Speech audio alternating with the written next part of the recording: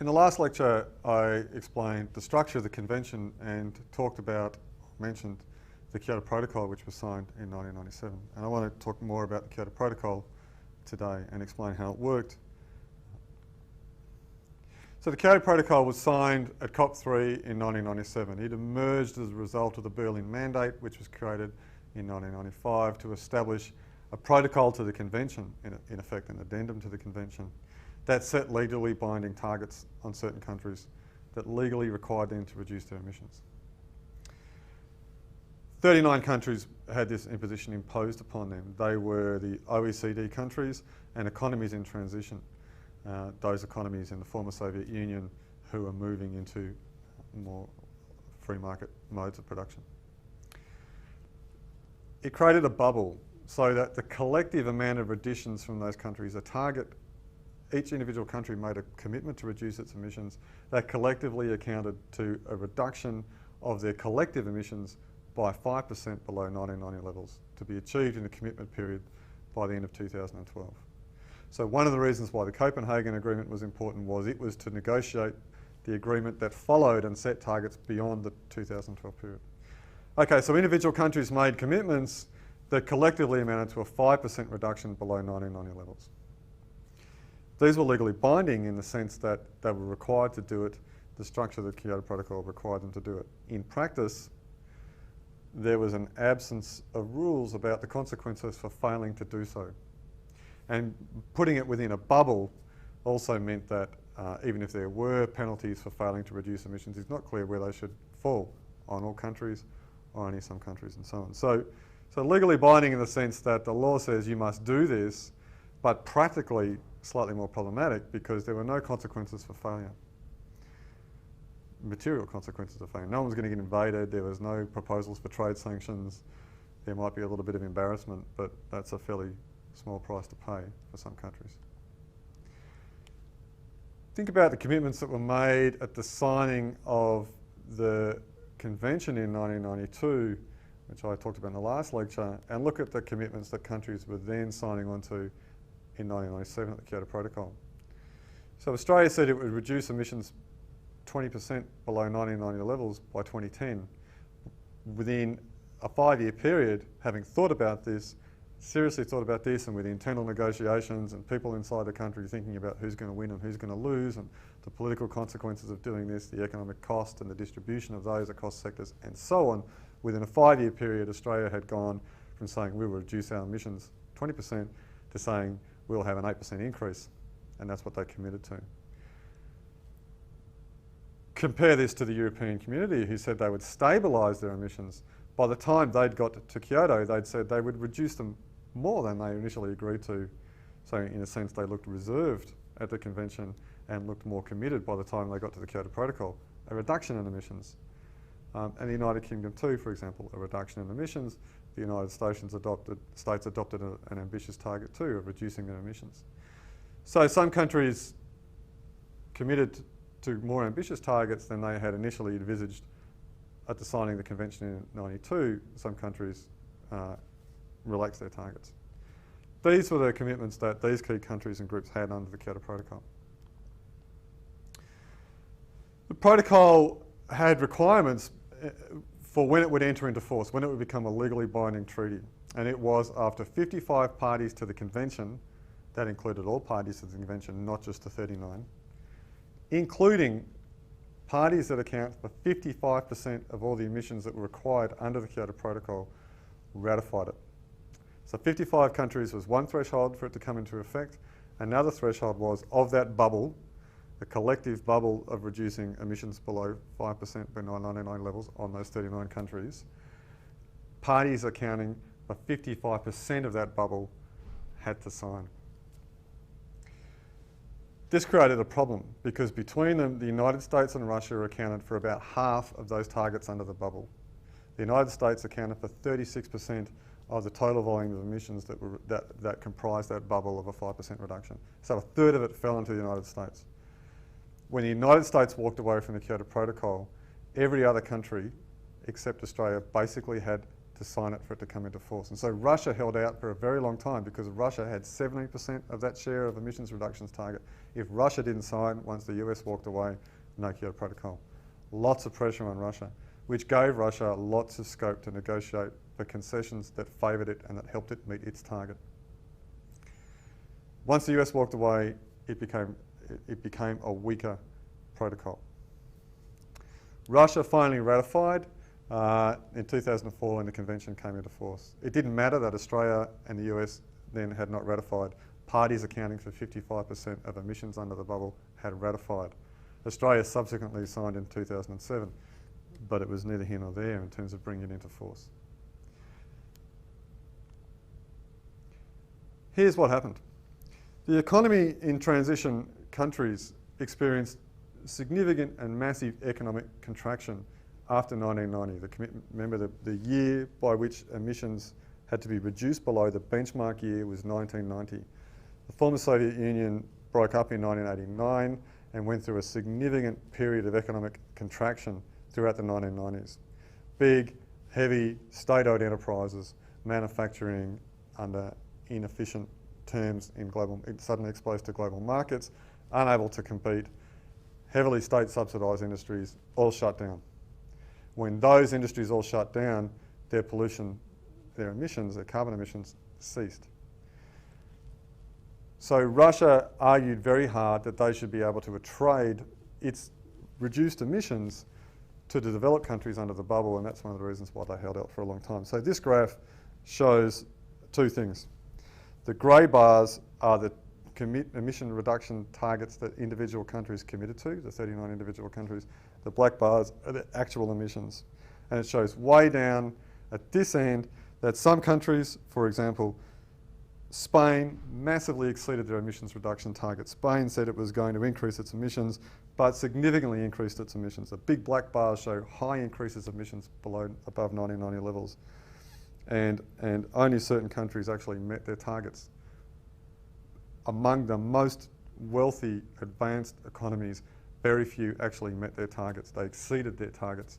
And so making that 5% collection reduction target very difficult to achieve. Some countries did very well. Some of the Scandinavian countries did very well. So to collectively meet their target, while the most advanced economies were exceeding their targets, required that those down the other end, down here, had to more than exceed their emissions reductions targets. And so you can see right down the bottom there, the far one is Latvia, for example. Massive reductions in emissions, but a very small target on the grey bar. Here's their target. Here's what they actually did, right down here. So all this excess emissions reductions right across this spectrum from the former Soviet economies were able to be pulled with the increased emissions reductions from the more advanced economies to collectively meet the 5% target. There are two really important implications of this. One is the most advanced economies, most of them, with the best technology, the democracies, the highest levels of wealth, most of them were individually unable to meet their Kyoto targets, from which you can draw a number of lessons. The second lesson is to reduce emissions really significantly reductions in emissions of the kind we might need to stabilise the global climate at about 2 degrees of warming requires massive economic contraction. That's the only evidence we have about how to massively reduce emissions. So collectively, the Kyoto Protocol target of 5% amongst those 39 countries was met because of massive reductions in emissions in the economies in transition, which were put into the pool and offset the rising emissions of the more developed Kyoto Protocol countries. So these compensated for increased emissions. It was a careful piece of negotiation on the part of the economy in transition countries to set the baseline year by which emissions had to be reduced to 1990 and to enable trading and pooling and to get some financial reward for pooling those emissions under the Kyoto bubble. Now, to come back to the second most important point about this, or perhaps the most important point about this, is Russia's average annual GDP growth. What happened to its economy to cause that massive contraction in emissions? was, on average, declined by 7.3% of GDP every year for a 7-year period. So a 7%, an annual average contraction of GDP by 7% per year gets you big reductions in emissions.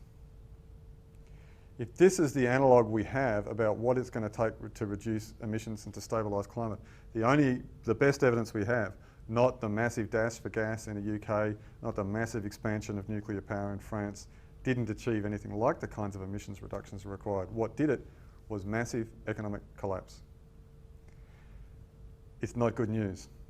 We don't want to achieve the levels of poverty across the developed world and developing world that happened in the Soviet Union during the early 1990s in order to reduce emissions of greenhouse gases. We need to find ways of maintaining or stabilising economic growth, of ensuring that there is wealth and an equitable distribution of wealth that reduces emissions, that doesn't cause these kinds of economic effects, or doesn't come about because of these kinds of economic effects. Here's another example of the relationship between emissions and growth. These are the various coloured lines, the emissions scenarios produced by the Intergovernmental Panel on Climate Change, the SRES scenarios.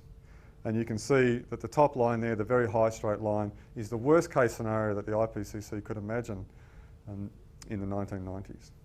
The solid black line, the wavy solid black line, is the actual emissions, global emissions, which prior to the global financial crisis were tracking above the worst case scenario that the IPCC could imagine. We were doing worse than we could imagine we could do in terms of global emissions prior to the global financial crisis. And the global financial crisis caused a reduction in global emissions because it caused a contraction in production. Now, the global financial crisis impoverished hundreds of millions of people. It caused food riots. It was very unpleasant. But it did stabilise emissions for a short period of time. And it was nowhere near the kind of economic contraction that the Soviet Union experienced through the 1990s. But it was a global recession, particularly felt in the developed economies. It did cause a reduction in emissions, which have subsequently recovered very quickly and are now looking to track above the worst case scenario. Once again, the only evidence we have about significantly stabilising emissions is that recessions do it. Not much else seems to do it.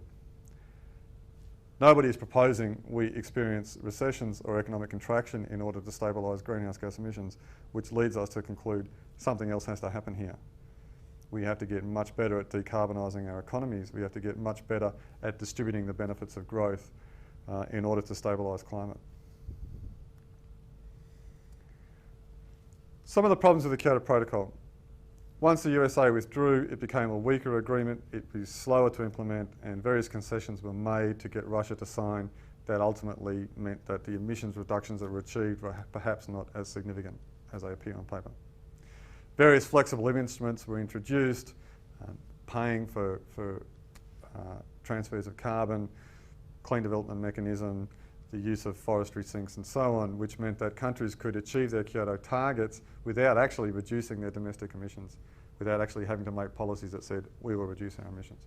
We can invest in clean power in somebody else's country. We can claim that our growing tree stock absorbs carbon. Globally, if you go back to this picture, the Kyoto Protocol, which was signed in 1997, up until, if you look at the line going back from the global financial crisis, you wouldn't know that there was a global agreement to reduce greenhouse gas emissions. They increased apace at the worst case scenario level. So globally, the Kyoto Protocol appears to have had no effect on emissions. We don't know what it would have been without it. Maybe that black line would be a smidgen higher. But it has by no means solved this problem. What's good about it? Well, an agreement exists. Enough countries were able to get together and in principle say, we will accept legally binding targets to reduce emissions, and it's symbolically very important. The lessons that have been learned from that process are important. A platform for change has been created, if it hasn't been continued. And as Joanna de Pledge has argued, what it does, even if it doesn't actually lead to significant reductions in emissions necessarily, is it creates a forum for learning about how to do things, for sharing ideas, for sharing of norms, and so on, that ultimately we're better off for having them, even if they haven't yet produced significant reductions in emissions. So Copenhagen was the conference where an agreement to continue the Kyoto Protocol or an alternative protocol that set legally binding emissions had to be negotiated. Failure to negotiate such an agreement and to sign it at Copenhagen meant that when the Kyoto Protocol commitment period ended in 2012, there would be no successor agreement. No countries would no longer be legally obliged to reduce their emissions. And Copenhagen failed to produce such an agreement. We're now under a regime where there are no legally binding emissions on any countries to reduce their emissions. There are some interesting features of Copenhagen. People, in the context of that massive failure, that inability to even agree to a legally binding emissions target like the Kyoto Protocol, as weak as the Kyoto Protocol was, really was a significant retrograde step for the convention. People looked for positive things. One was there was some agreement that dangerous climate change would be 2 degrees above pre-industrial levels. And so that, you know, the general idea the countries agreeing 2 degrees is dangerous warming is better than no idea formally existing, even if 2 degrees is probably too high a target, and even if that the emissions commitments of countries were not calibrated to stabilise climate at 2 degrees. It created a blank appendix for countries to say, well, you make your commitments voluntarily to us about what emissions reductions targets you would seek to achieve, table those for us. So set your own targets by 2020. Some countries have submitted targets that say we will reduce relative to a baseline year, as occurred under the Kyoto Protocol. Other countries have submitted agreements that say, well, we will have less carbon per unit of GDP growth, for example. So voluntary pledges that, in sum, don't add up to stabilising at 2 degrees. They add up to something like maybe stabilising at 3.5 degrees, even if countries actually meet their targets. And there's no legally binding reason why they should do so, and there are no consequences for failing to do so on any individual country, other than the fact that we're all going to be living in a much hotter, more dangerous world. A third feature about Copenhagen was it created the Green Climate Fund, which I talked about last week, to support adaptation and mitigation in developing countries, and it pledges to mobilise $100 billion a year by 2020 to transfer this to developing countries, though again there are difficulties associated with that. One way of reading the outcomes of Copenhagen was we are reluctant, particularly the large emitters, we are reluctant to accept legally binding targets to reduce our emissions, but we'll promise you a bunch of cash as compensation. Some countries, Tuvalu was one, refused to buy into this deal and opposed this. There is no compensation for failing to reduce your emissions for a country like Tuvalu. We won't be bought out. We're not going to accept your promises of bundle of cash. We want you to have legally binding emissions targets, and nothing else is acceptable to us. But most countries acquiesced to the Copenhagen Accord. It doesn't have clear legal status. It's a political declaration that was noted but not adopted. It does not continue the Kyoto Protocol. It's likely to lead to, very likely, the sum of the pledges to emissions increases that are way beyond dangerous warming by anybody's measure. It has not set clear arrangements for transferring technology for the generation of this finance, for building capacity and so on. It's a bunch of vague promises with an opaque dollar sign and no legally binding commitments. It is, from anybody who's interested in global warming, a very disappointing agreement. And the subsequent conferences of parties since Copenhagen have not given anybody much cause for optimism that this is heading in the right direction. So the Convention and its Kyoto Protocol are very complex institutions. They're the products of 20 years of negotiations, thousands of people going to annual conferences as well as more regular meetings through the year, complex legal documents, no rules of agreement, no binding agreements anymore, no consequences for failing to reduce emissions on any particular country. Very complicated, very long-lived, very slow, cumbersome institution. It's hard to conclude that it's had much benefit. In terms of the line of our greenhouse gas emissions, though we don't know what would have happened had we not had the Convention and the Kyoto Protocol, maybe emissions would be even higher. Nevertheless, emissions are tracking so far above what they need to be that you'd have to conclude that it's failed to prevent its ultimate objective. By anybody's measure, the Convention and the Kyoto Protocol have failed to prevent dangerous climate change. We are committed to dangerous climate change. It would seem to me unlikely that the Convention is going to avoid dangerous climate change. What's the good things you can say? It's good that countries talk.